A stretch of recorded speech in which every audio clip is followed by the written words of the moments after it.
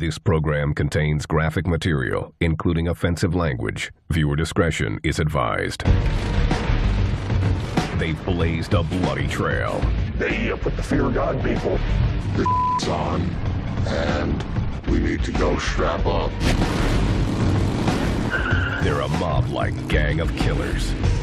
They're an actual organized crime family. We refer to them as the Sopranos on motorcycles. With a vicious dictator at their center. He is probably in the top 2 or 3 most evil people I have ever arrested. John Napoli was a gangster. They're the Breed Motorcycle Club, and they'll stop at nothing. I don't think we even gave a just don't with us.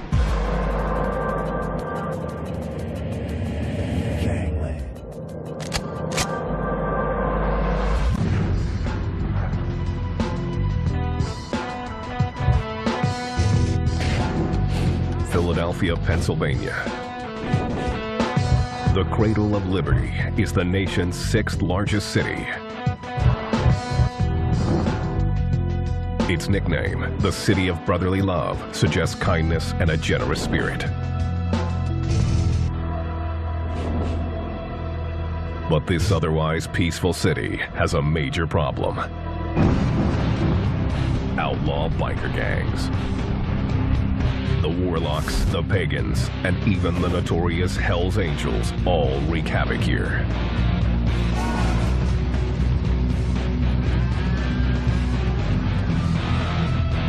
There's one gang that is more violent and ruthless than all the rest. The Breed. Every single person in it was absolute maniac and dangerous as they came. The gang's headquarters are 22 miles from downtown Philly in Bristol Township. The Breed may be the most secretive biker gang in the country, and just speaking about the gang to anyone can mean death. Big P asked to have his identity concealed. Every single time that we were out, there's drugs, alcohol, pretty girls, and Breed members.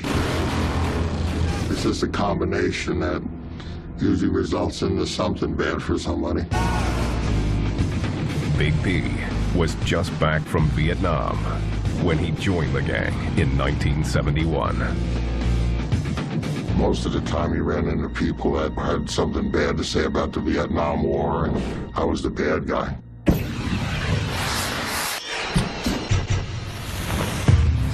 The Breed formed in 1965 and quickly gained a reputation as the most violent gang in the Philly area. Everybody knows the Breed, knows of the Breed, and the reputation of the Breed as being violent. Don't mess with them. The gang's standard operating procedure: eliminate everyone. Jeff Antonucci spent 10 years battling the Breed. They would hang out in the bars and approach the owners of the bars. They wanted to get paid, and if the bar owners or the businesses balked at that, they would bring their club members and take over the entire establishment. Not all confrontations were about extortion. Some were just for fun. Some idiot comes in the bar, he goes, "Which one of you bikers are Miley?" The whole bar, they just said, "We all are," and they proceeded to beat this guy's head in. Never found out it was the guy's old lady. The Breed is smaller than mammoth clubs like the Hell's Angels, but their 200 members are spread across the Northeast and Midwest. And they don't let their size hold them back. If you look at a club like the Hells Angels or the Outlaws or the Pagans, they come with mass numbers. There's thousands of them. The Breed doesn't have that amount of numbers, so they need to gain respect in other ways. Beatings, assaults, firebombings. They call the Philly area home and are willing to defend their turf at any cost. It didn't matter if you were a larger club or a nationally recognized club. If you came through that area and they didn't know about it, they would confront you. Many take any challenge personally. I think what makes the breed different is that they're a homegrown club. They live and die where a lot of them were raised and born. This also plays into their secret culture. Usually friends of friends are selected to join.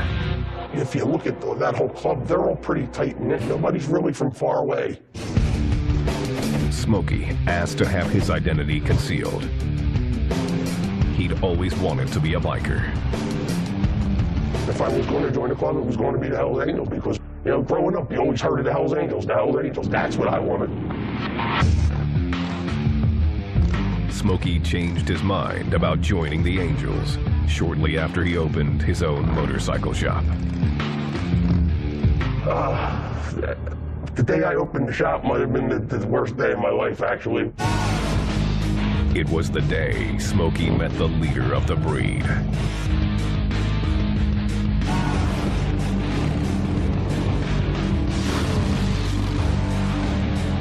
John Jr. Napoli was vice president of the Pennsylvania chapter of the breed for 4 years.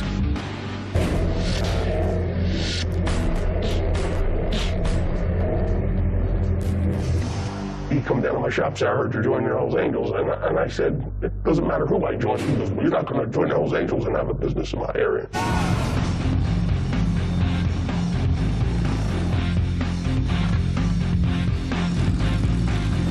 Napoli had built himself a ruthless reputation. Napoli's reputation in Bristol was don't mess with Napoli. By 1995, Napoli had already been in and out of prison. Stabbing, aggravated assault with a deadly weapon. He did 4 years in state prison for that crime. Just a young thunderhead. Always looking for some kind of excitement to do. Napoli grew up around the gang.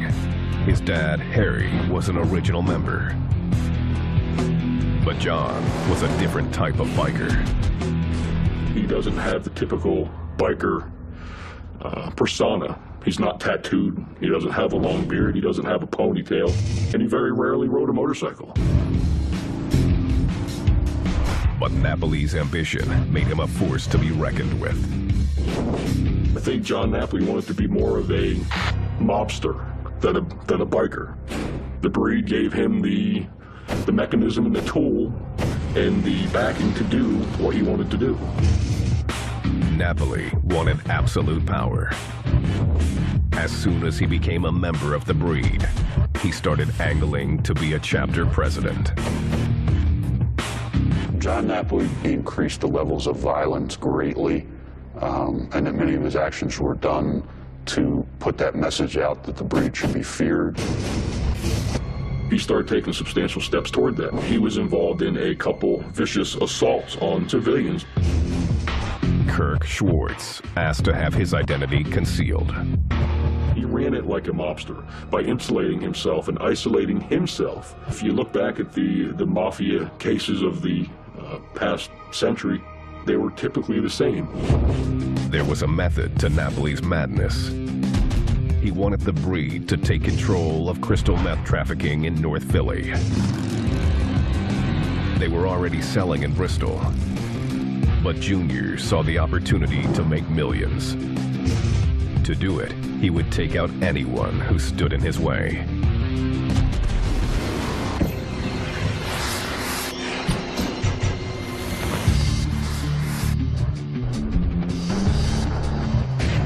January 2003, Thomas Burke was a breed prospect.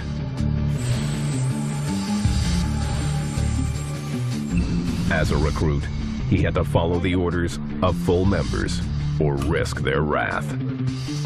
John Napoli asked Burke to deliver a half-pound of crystal meth to a customer in New Jersey. Burke refused, breaking the cardinal rule for a prospect. John Napoli wanted him to do some specific things, and Thomas Burke balked at it. Napoli was furious. He would teach Burke a lesson.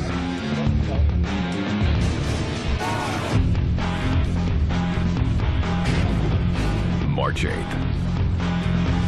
Burke was invited to John Napoli's house. There, he was cornered by 3 breed members. They beat Burke, viciously kicking and stomping him until he passed out.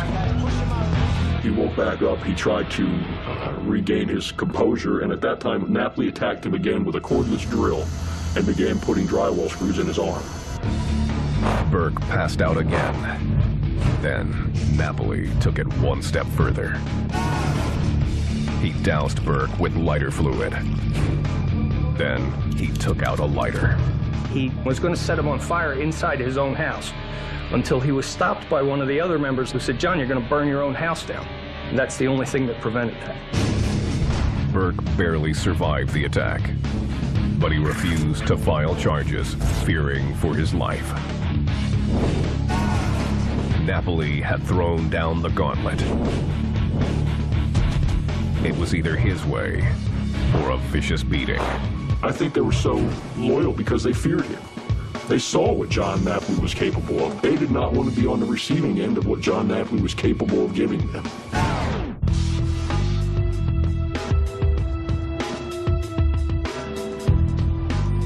Philadelphia has a proud working-class history. But the city is home to some of the East Coast's most violent nonconformists. The Breed Outlaw Motorcycle Gang. These brutal bikers take pride in scaring everyone.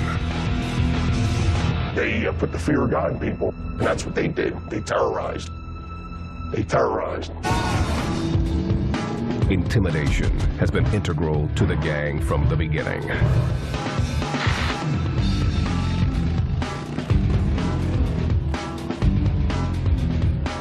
The Breed was born in 1965 in Asbury Park, New Jersey, about 64 miles northeast of Philly.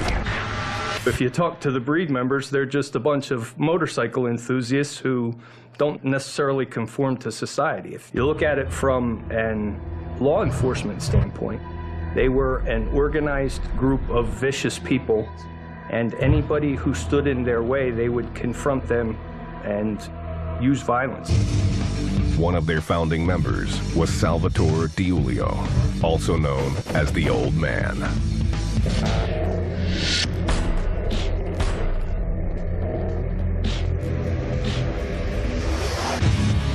To this day, Diulio inspires almost cult-like devotion. The Old Man is capable of almost a Manson-like attachment to somebody. You got a lot of people that gravitated towards the guy. Diulio had a volcanic temper that often got the better of him. Crossing the Old Man is not necessarily a good idea. You might just get punched in the mouth, or you might go to the hospital.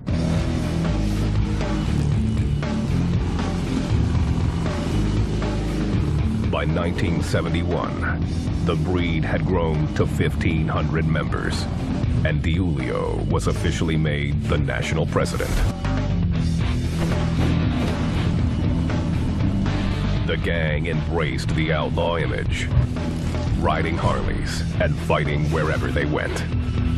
I remember a guy, grown man, in shorts, come into the bar, interrupting 2 Breed members speaking. We beat the out of the guy and threw him outside.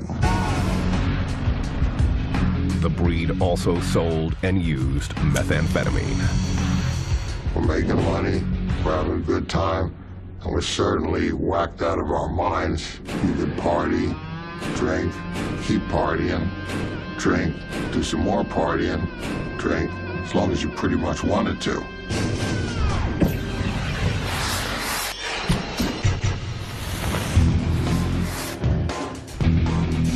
Many early recruits, like Big P, were Vietnam vets who had trouble readjusting to civilian life.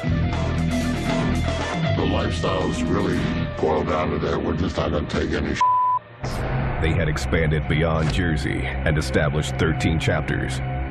from West Virginia to Ohio. In Ohio, they started to butt heads with the country's largest and most powerful motorcycle gang, the Hells Angels. The breed chapters in Ohio were leaning on the Hells Angels, and were actually doing quite a good job of it. What began as bar brawls soon escalated and turned into an all-out war after an incident in Cleveland, Ohio.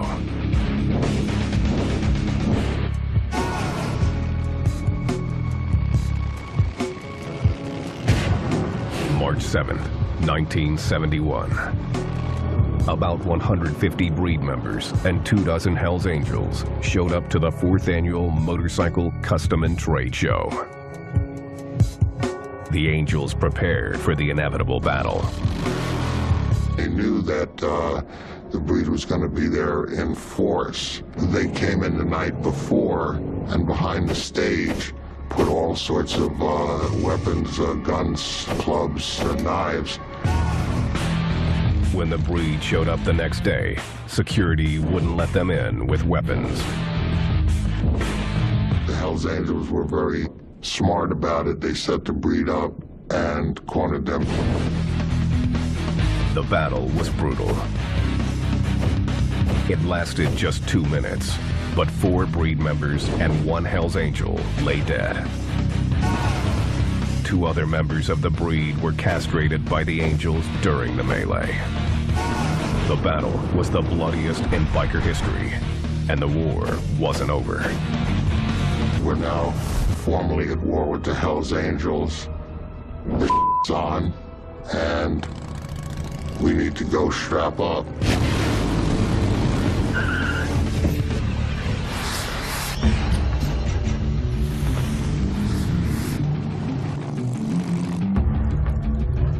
In the 80s and early 90s, instead of expanding like most gangs, the breed chose to strengthen its presence in Pennsylvania and New Jersey.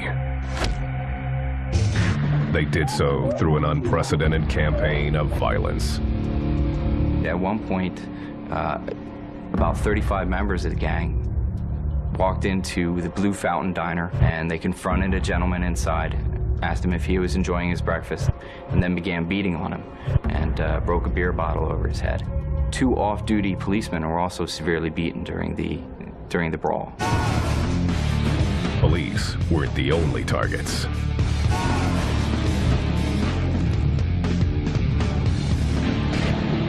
January 1998. Stars and Bars, Long Branch, New Jersey. This strip club had become the breed's hangout. Well, the breed could come into that bar on Friday night. They would have the dancing girls there or whatever. Mike Campanella worked undercover for 2 years tailing the breed. He says National Breed President Salvatore the Old Man DiUlio was acting like he owned the place and allegedly abusing some of the dancers. If the old man, Sal DiUlio, wanted a girl in the back room or whatever he wanted to do, he put an order out, and these guys would make girls come back there. The gang had become bad for business. They flat out would take them in the back room, tie them up, and have a great old time. The stuff that a lot of people fantasize about. Then the gang went too far. Every time the music stops, the patrons are listening to screams from the back room. One of the dancers was beat up so brutally that she lost her teeth. She was chained to a chair. She was made to perform oral sex on members of the breed. Ultimately, later that night, was taken to the hospital and told not to say anything to the police or you'll find yourself dead. The abused dancer eventually went to the police anyway.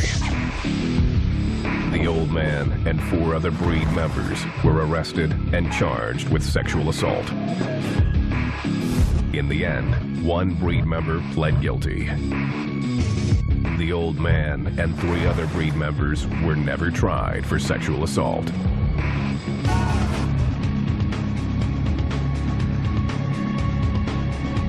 John Jr. Napoli would take the message to heart. He would do whatever he needed to. If that meant putting a drywall screw in your arm or burning you, he would do it.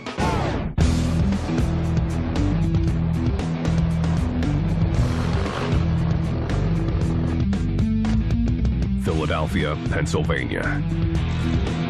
The outlaw biker gang, The Breed, rules this blue-collar area with intimidation and brute force. They had a mission. They wanted people to fear them.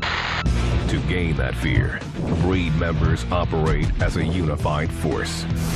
Absolute loyalty is demanded from its members. No exceptions.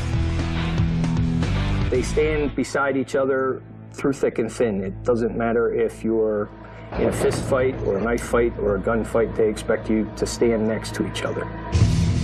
The gang's guiding principles, which they call their bylaws, were in part created by Breed founder Salvatore "the Old Man" Diulio. It all boils down to the fact that you have to love the lifestyle, you have to love the motorcycles, and more importantly, you have to love your brothers. Even more importantly, you have to be willing to TCB. By committing crimes and following gang mandates to move more meth. They're not afraid to commit whatever crime they need to commit to do what they want to do. Whatever their particular goal is for that day, whether it is they're going to go out and get drunk and beat somebody up because it serves their purpose, that's what they're going to do. The gang's hierarchy includes chapter presidents and vice presidents, a sergeant-at-arms in charge of protecting gang members, and the treasurer. Overseeing it all is the National Breed president, who is still the old man, Salvatore Diulio. Everything is insulated in their criminal activity in that a soldier may receive orders that's coming from the president, but he doesn't talk directly to the president. The president talks to his trusted people who relay the information further down to the club members who receive instructions on what it is they're supposed to do, and they do it without question. You pledge allegiance to the club when you join the Breed by taking an oath. Only then do you earn its colors. There's the top rocker, which displays the name of the club, the center patch, which is the 13-star American flag, and the bottom rocker, which is the territory of which that particular member is associated with. That's to be your most prized possession. They care more about their colors than anything. The center patch is a U.S. flag with 13 stars to symbolize their 13 chapters when they were at their largest. Sometimes a black bar is placed across the flag to honor fallen brothers. To get his colors, a biker has to go through a rigorous rite of passage designed to weed out the weak. During this time, he's referred to as a prospect. Once you're a prospect, you had to do anything a Breed member asked you to do, whether it be something illegal, a crime. They were asked to transport drugs, store drugs, sometimes put their name to make things appear to be more legitimate, such as renting storage locations on vehicles, on weapon registrations. There is no set time limit for how long prospecting lasts. Well, for some reason, it wasn't that difficult for me. I had my flag gun in 5 weeks. I've seen some prospects be prospects for almost 1.5 years, 2 years, because they just didn't get it. Once a prospect is voted in, he gets his colors and is considered a full member or flag holder. And once you're in the gang, there is no easy way out. The gang's creed: breed forever and forever breed. If you want to leave the Breed motorcycle gang, you have to have a real good reason and put a request in. If the request is valid, you can get out of the Breed. But on normal circumstances, you're catching a beating. Instead of the traditional 1% diamond patch, the breed models theirs after a woman. The breed class patch is the breed's 1%er patch.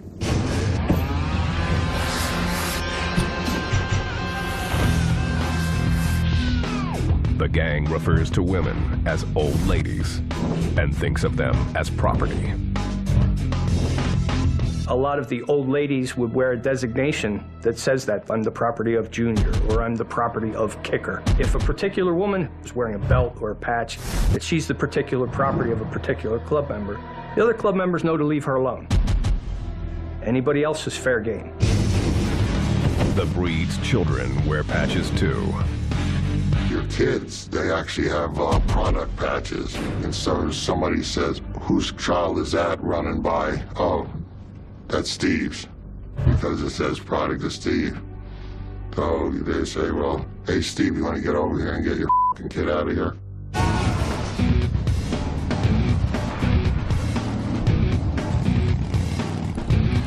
The gang has other rules as well, including attending church.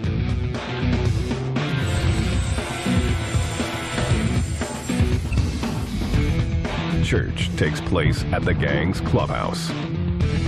We had a steel door on the outside, and in the back, they had a great big party pit. When you went inside, there was a big bar and refrigerators and a big cooking stove on the inside, and the rest of it on the second floor was sleeping quarters where some of the club members actually lived. The clubhouse is the site of meetings, but more importantly, it's the site of breed parties fueled by meth. Methamphetamine was pretty much the drug of choice.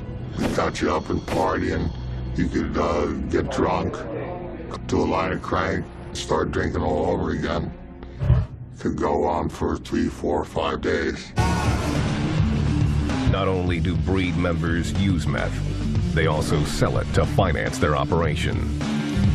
I've been in Allentown for 10 years, and several years ago, 8 or 9 years ago, we did a methamphetamine investigation which led right to their door. They were selling methamphetamine on a regular basis. It's their main means of income. In early 2002, the U.S. Department of Justice reported that the breed was one of the most active methamphetamine distributors in New Jersey.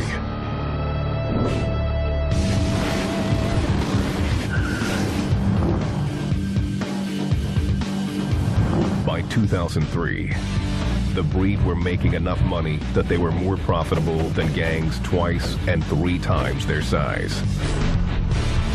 John Jr. Napoli was making sure of that. John Napoli wanted to create a methamphetamine empire because the profit margins are substantially higher.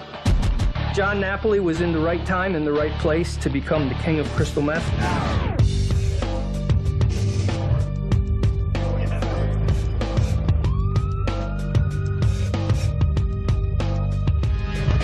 March 2003.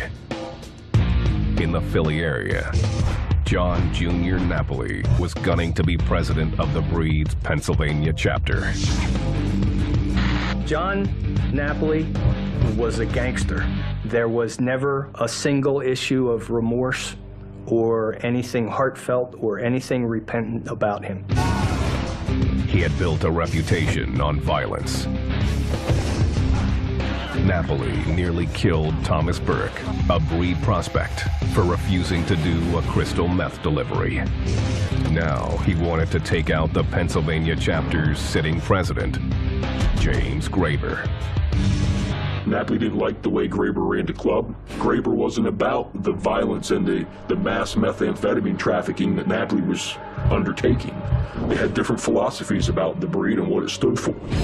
In November of the same year, Graber decided to do the wise thing. He realized that if he didn't step aside, that he was going to be forced to step aside, because Napoli made it very clear he wanted to be president of that chapter. Napoli was appointed president of the breed's Pennsylvania chapter. But it wasn't enough that Graber was no longer president. John Napoli wanted him erased.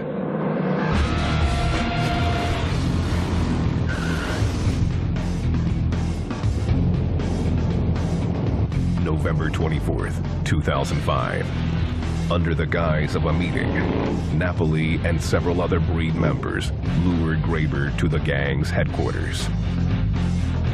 When he got there, they proceeded to savagely beat him with pull sticks and boots and knives. Napoli basically scalped him. At one point, he used a screwdriver to stab him in the head. Graber had puncture wounds to his head. He had a punctured lung. Graber barely survived. Napoli stripped the 25-year breed veteran of his colors and kicked him out of the gang.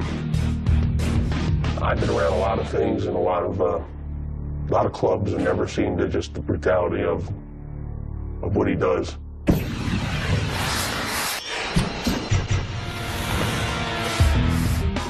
The Pennsylvania Attorney General's office took notice of the bloody coup. Napoli was to become more and more violent with his own members, and they were taking more chances. These guys were out of control, and they needed to be dealt with. In the same year, Agent Jeff Antonucci was assigned to supervise an operation designed to take the breed down.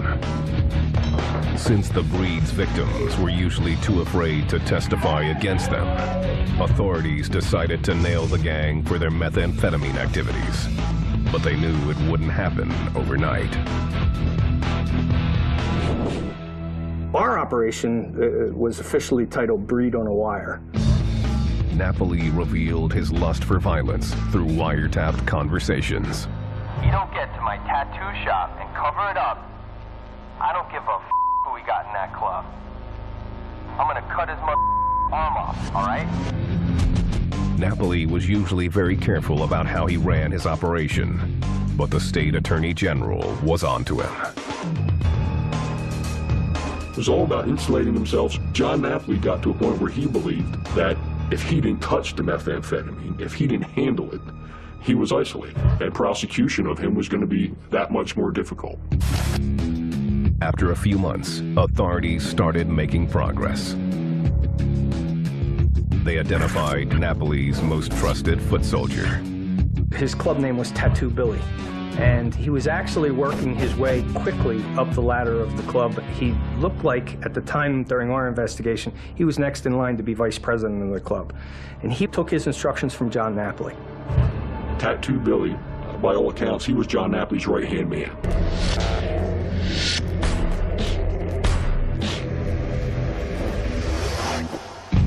William Johnson, a.k.a. Tattoo Billy, owned a shop just outside Bristol called the House of 1,000 Tattoos. That was a place where Napoli and Johnson met frequently. We believed it was, for the most part, a front to launder money. Billy actually talked to the suppliers and arranged the deliveries and worked out the exchange of the money. And Billy might only have the actual meth in his hands for an hour. The breed was rolling in money. The profit margin that they were making was phenomenal. John Napoli was in control of millions and millions of dollars worth of crystal meth. Napoli had realized his dream. He was living the life of a mobster. We described John Napoli and the breed as the Sopranos on motorcycles because that's how he ran the organization.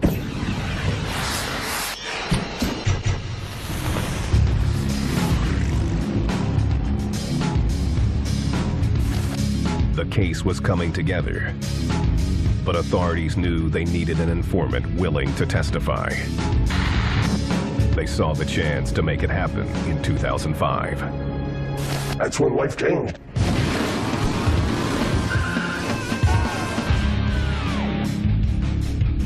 In May, police raided the shop of local mechanic and breed associate, Smokey. They busted him for possession of 3 ounces of meth. He told me what I was facing and then asked me if I'd be willing to cooperate. Before he could decide, Napoli himself paid Smokey a visit. He knew the feds had been there before him. Junior pulls me out back and goes, if you work with the police, if I find out you're cooperating, I'm gonna blow your head off. As soon as he drove away, I called up, I said, let's get rocking. Let's go. With Smokey on board, the agents began using him to make meth buys from Breed members. But Smokey knew with Napoli, one slip-up meant he was as good as dead. I had to be afraid every day being around him because he should look for that one flaw in what you say and use it against you when I'm killing you.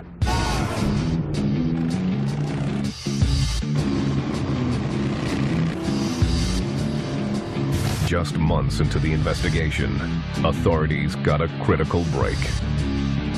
We knew from the telephone calls that there was a pending delivery on Monday, June 5th. We were anticipating a major delivery of methamphetamine to Billy Johnson. That large transaction was 5 pounds of crystal meth, worth approximately $100,000. Antonucci and his team sprung into action. We had an airplane up, everything was clear, the radio communications were good. Jackson, stay with the pickup truck. We had a lot of people on the street, and we literally SUV just pulled up. Johnson's out of the passenger side of the vehicle. tagged Billy Johnson and followed him the entire day. Where they're taking what they got. June 5th, 2006, 5:05 p.m. Tattoo Billy Johnson and his connection met at Morrell Avenue, and with authorities watching, exchanged packages. Target vehicle. Just after 5:50 p.m., Tattoo Billy returned home. We got pickup trucks at the intersection of Morrell. We videotaped Johnson getting out carrying a shoebox. Blue collar bag. He set it on the front steps of the house. The box contained 5 pounds of crystal meth, which police would later seize. Later that day, authorities would arrest Tattoo Billy's supplier and confiscate the $100,000 he'd used to buy the drugs. Ironically, the money was stashed in a DVD box of The Sopranos television series. Johnson made the exchange of money in a box that he had tucked under his arm that it was a Sopranos movie box. This was enough evidence to secure search warrants for the Breed's properties.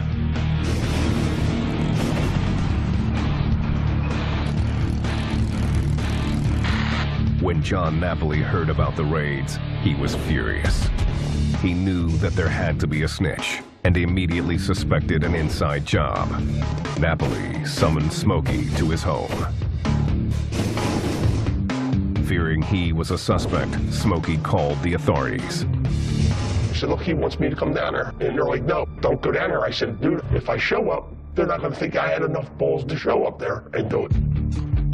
Smokey went to Napoli's house. When he arrived, Tattoo Billy and 4 other members were sitting around a table talking. Junior was trying to figure out who was the one that ran it. He just kicked out a few people's names.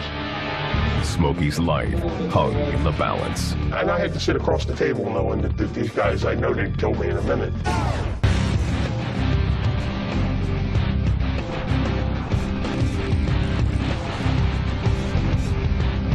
Philadelphia, Pennsylvania. Police had built a case against the Breed and their leader, John Jr. Napoli, with the help of a secret informant. Napoli smelled a rat and called a meeting at his home to peg the snitch. And I'll tell you what, I was nervous through the whole thing. Well, I was sweating. Yeah, I thought I was done. John Napoli never turned on Smokey, and he walked out of Napoli's house. The Pennsylvania Attorney General's office decided it was time to move in. We acquired search warrants for 13 different locations, including residences of the Breed and the Breed Clubhouse. Later that day, a task force of 100 officers raided numerous Breed properties, including the home of John Jr. Napoli. We seized 22 pounds of crystal methamphetamine, and the wholesale street value of that was about $2.2 million. We see somewhere around 100 firearms, including fully automatic machine guns, sawed-off shotguns. We seized somewhere around $500,000 in cash. John Napoli and 14 other breed members, including Tattoo Billy, were arrested and charged with drug distribution. Their crystal meth ring, which had become a $6 million a year business, was shut down overnight. It was the biggest operation of its kind ever run by an outlaw motorcycle gang. When Napoli took over the club, he turned the club into an organized crime family. I believe that's how he ran it. I believe that's what he wanted to do, and that's ultimately what he did. In 2007, Napoli was convicted of conspiracy to distribute crystal meth, violent acts in the aid of racketeering, extortion, and 3 counts of possession of firearms. He remained defiant to the end.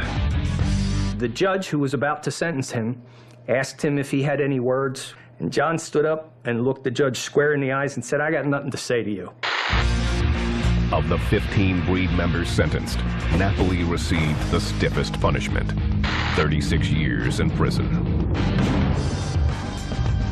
In the end, many of Napoli's breed brothers ended up testifying against him.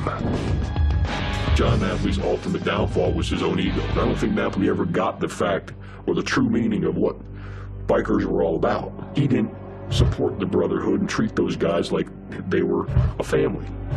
He treated them like they were expendable. And I think they realized it, and they were going to look out for themselves.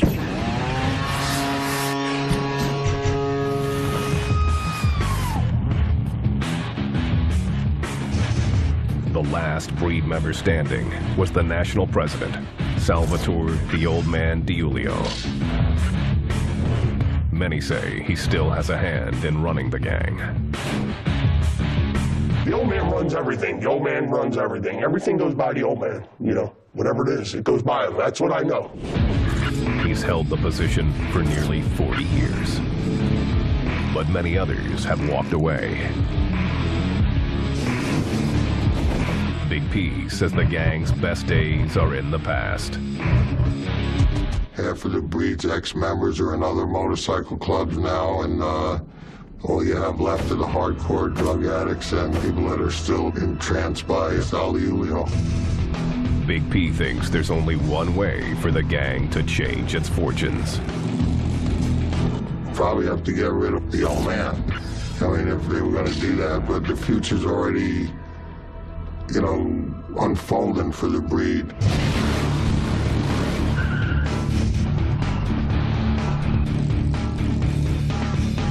The Pennsylvania Attorney General's office says the gang is far from dead. They believe the breed is rebuilding. I think that as long as there are people who are dysfunctional and want to belong, but want to stay on the outside of society, the breed will be back. They have reorganized. They have new prospects that they acquired. They still have for their monthly meetings. I think that they're still a criminal organization. I think they're absolutely still dangerous. Smokey doesn't associate with the breed anymore and is trying to get his life back. I'm off meth. Life's together the best it's ever been. But he still fears retribution from the breed and John Napoli. Yeah, Napoli wants to get to me, absolutely. You know, like I'm sitting in this chair right now, but I ain't no good to anybody. I know his plan. I know how he works. He'll get me eventually.